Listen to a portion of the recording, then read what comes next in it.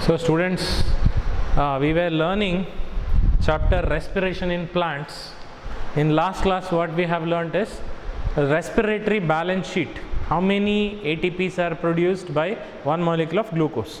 Now we are going to learn respiration. What kind of process is respiration? Breathing, we know. Respiration means breathing, we know. We are learning respiration in plants.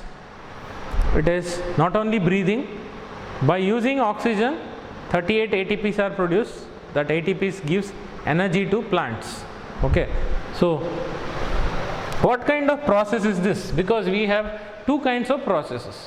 What we have learnt, that is anabolism and catabolism. Do you remember? First chapter, metabolism. Metabolism means what all processes happens in our entire body. No? Even in plants also, what all processes happens in entire plant. Like what all processes happen? Digestion, respiration, then circulation, excretion, all these processes. Okay, in animals it is called metabolism.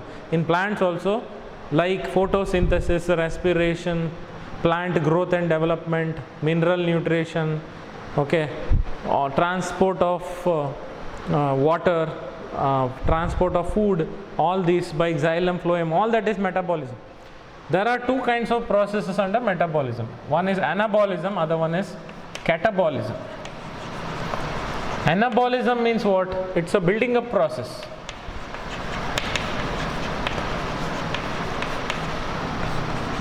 What is building up process means? Something new should be produced, some new compound should be produced, or something new should be produced or synthesized, then it is anabolic. Anabolic is a building up process. Like you can consider like a hero, not film hero, in real life hero. Hero means what he does? He does something good and he creates something new. No? Whatever material he has, from that he creates something new, or he thinks something constructive.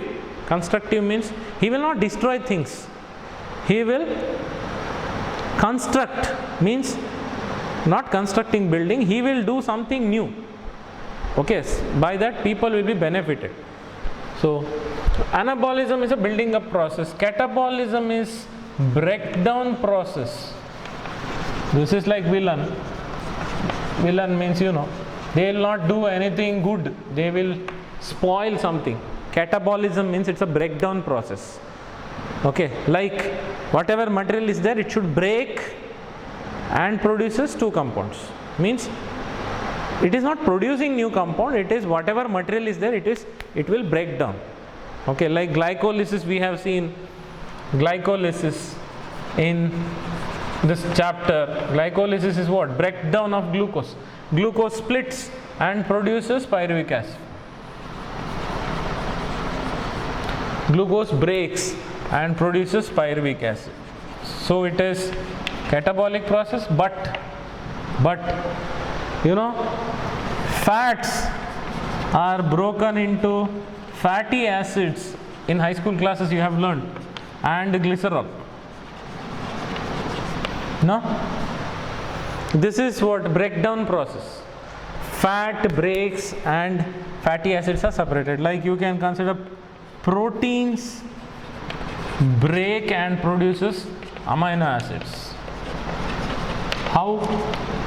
Amino acid, see this is suppose one amino acid 1, amino acid 2, amino acid 3, amino acid 4, like that many amino acids join to form a long chain, that is called protein.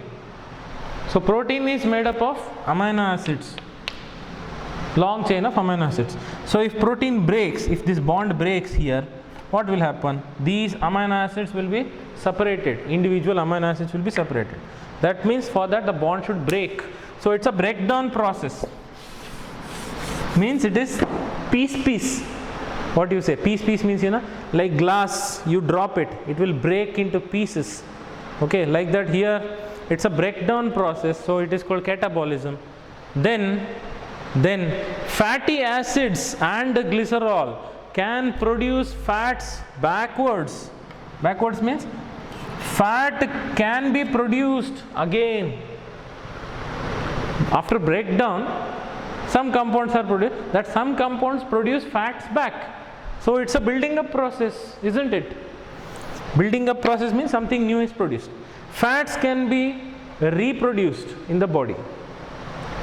Fats produce fatty acids. The same fatty acids can reproduce fats. So what do you call that process?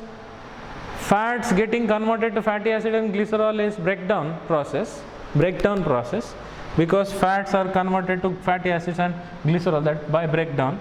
Then fatty acids and glycerol can reform fat, that is anabolism. So respiration is both then. Respiration is building up process also, it is breakdown process also. I'll give some more examples. Like in respiration, what exactly happens in plants? One molecule of glucose produces 38 ATPs, isn't it? So that ATP was not there in the plant. It is newly produced or newly synthesized. So if it is newly produced, it's a building up process. That is called anabolism. At the same time, how glucose produces that ATP? By breakdown. No? Glucose breaks and produces pyruvic acid, that is called glycolysis. We have learnt, isn't it? So it's a breakdown process also. So glucose is, respiration in plants is anabolism also, catabolism also. If it is both, how to call them? How to call that respiration process as, whether it is anabolic or catabolic? It is both. So it is called amphibolic pathway. Respiration is amphibolic. Amphi means both, like amphibians we say, like frogs. Amphibians, ubhayavasigalu antivalla now. That is, it can live in water also and on land also. Means both. So it is anabolism also, catabolism also. So both. That is why heading in the textbook they have given amphibolic pathway. So respiration is amphibolic.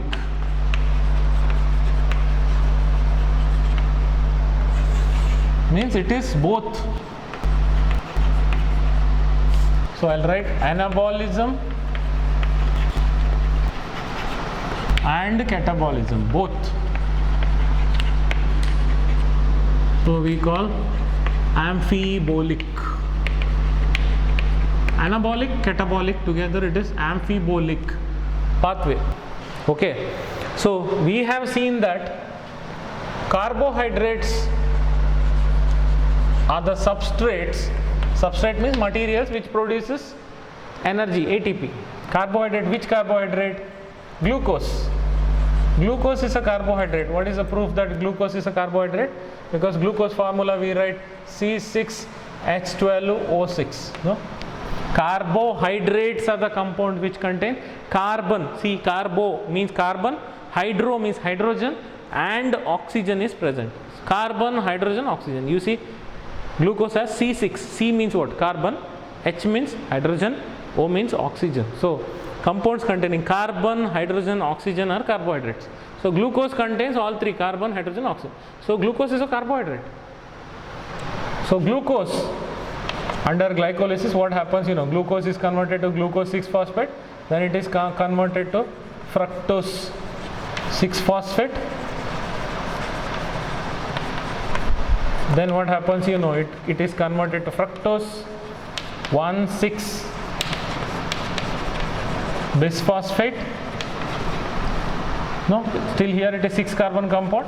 Then it splits into 2 molecules of 3-carbon compound each. Like, what is that? Do you remember? First one here, I told you in short, DAP, dihydroxy acetone phosphate.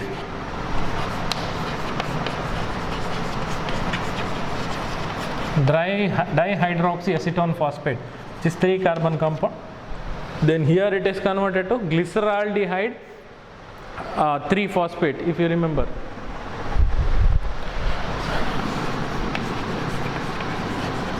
Glyceraldehyde 3-phosphate.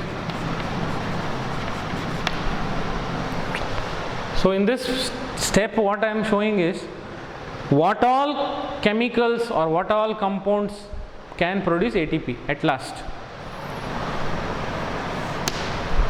Okay, first one is carbohydrates. Already we know carbohydrates, proteins, fats and some organic acids produce ATP. In the beginning of this chapter only we have learnt what are cellular substrates, cellular respiratory substrates we have learnt, meaning what all substances can undergo respiration and produce ATP.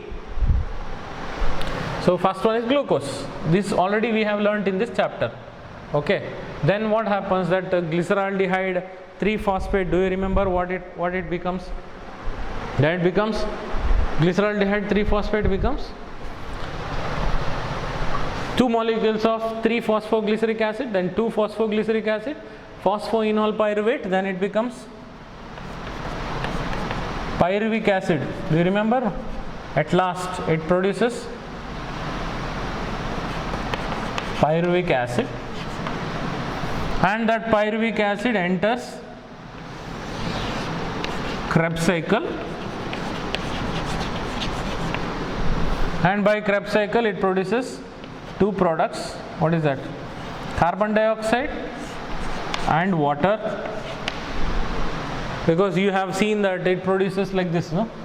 Like glucose is converted to pyruvic acid, then pyruvic acid in presence of oxygen it is converted to carbon dioxide plus water plus ATP, that is energy.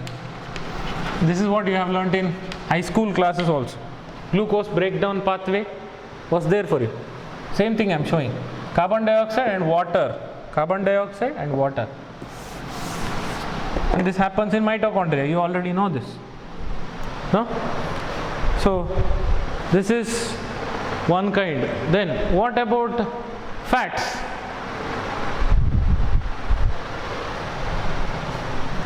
And before this, what is there? Pyruvic acid enters Krebs cycle. How?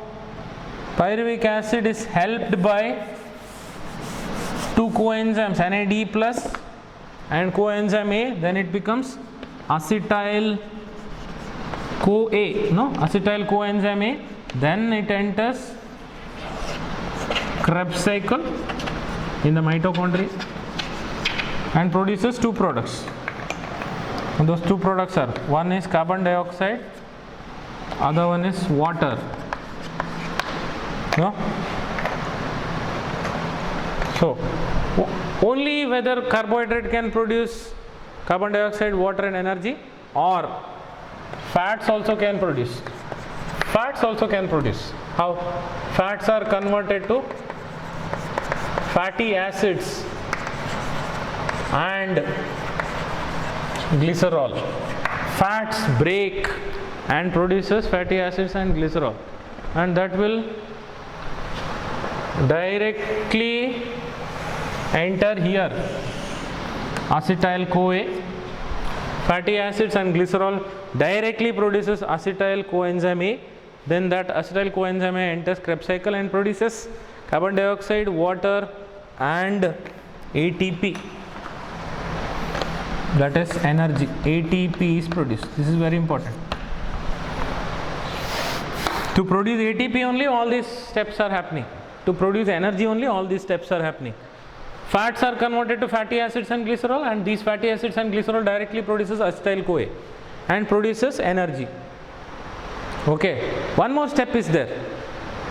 So this step says fats break and produce fatty acids and glycerol, so it's a catabolic process. It can be anabolic process also, like at any point of time acetyl coenzyme A can be withdrawn. It can be withdrawn from the process, meaning acetyl CoA produced, but we don't want acetyl CoA now. Acetyl CoA is withdrawn and reverse will happen. Acetyl CoA produces fats again. So fats are synthesized again. So it's a building up process, anabolic process. It can be both. See, fats can produce acetyl CoA can produce fat. If fats produce acetyl CoA, by breakdown it is called catabolism. If acetyl CoA is withdrawn and fats are reproduced, then it is anabolic process. Okay, so this is both catabolic and anabolic. Then what about proteins, whether they can produce energy? Yes, even proteins also can produce energy. How? Proteins are converted to, or proteins break and produce amino acids, and amino acid directly produces pyruvic acid. Amino acid directly produces pyruvic acid, then pyruvic acid produces acetyl-CoA, acetyl-CoA enters Krebs cycle and produces carbon dioxide, water and energy. See, what you see in this step is glucose produces ATP by glycolysis, Krebs cycle and electron transport system. Finally it produces ATP. Not only this, even fats also can produce ATP, proteins also can produce ATP. So whatever the step is, finally it will join here only and produces ATP. So only carbohydrates are not cellular substrates. What are cellular substrates? Cellular respiratory substrate means the substance from which ATP is produced, energy is produced. So ATP is produced not only by carbohydrate, it can be produced by fats, it can be produced by proteins also. Okay, so this is what we have learnt under amphibolic pathway, that is respiration is both anabolic and catabolic. It is both building up process and breakdown process also. Okay, then now we are going to learn last part of this chapter, respiration in plants, which is very simple. It is called respiratory quotient, RQ. You have learnt, you know about, you have heard about IQ, isn't it? Intelligent quotient. How intelligent the person is. So like that, here we are learning RQ. That is called respiratory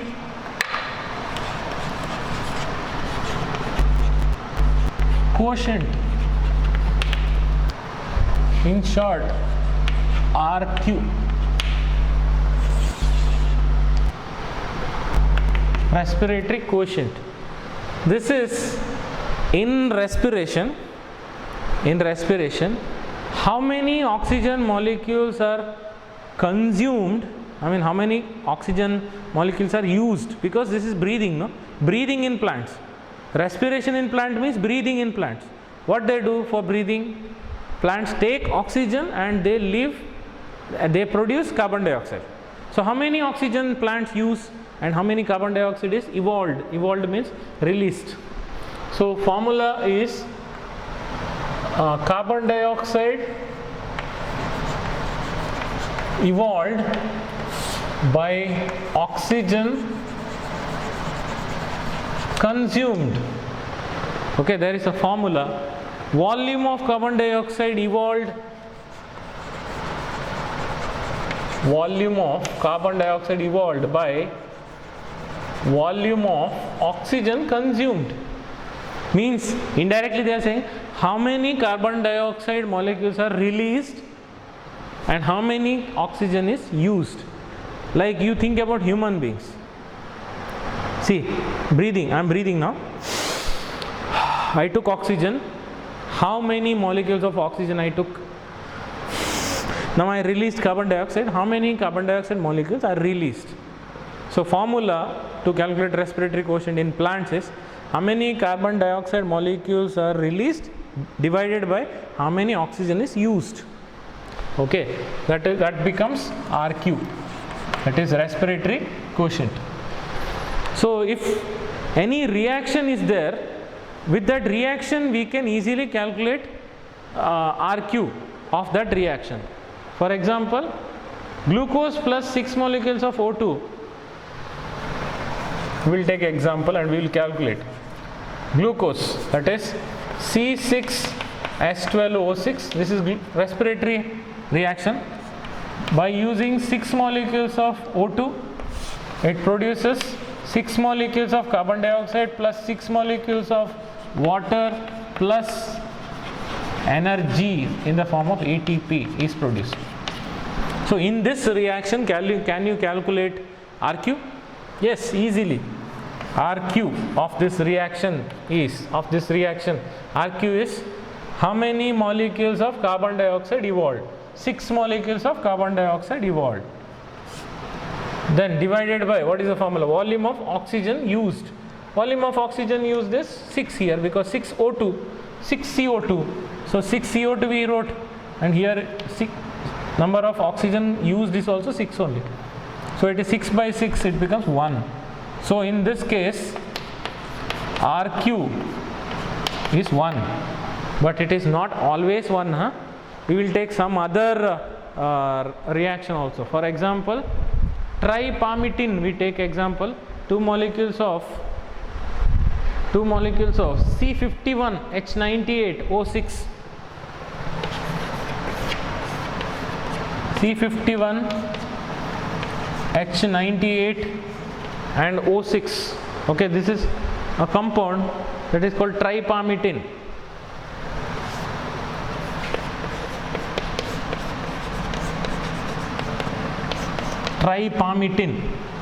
Okay, so how many molecules of oxygen it uses? 145 molecules of oxygen plus 145 O2. Here it was just 6 molecules of oxygen. Now here it is 145 molecules of oxygen produces 102 molecules of carbon dioxide. 102 molecules of carbon dioxide and 98 molecules of water, and produces energy in the form of ATP. Okay, this is one reaction. So in this case, it should be, how to calculate RQ is very simple. How many molecules of carbon dioxide? Because they said in formula volume of carbon dioxide evolved. So it is 102 carbon dioxide. So 102 carbon dioxide divided by how many molecules of oxygen? Volume of oxygen consumed. So it is 145 oxygen. So it should be 145 O2. The value comes 104 divided by 145.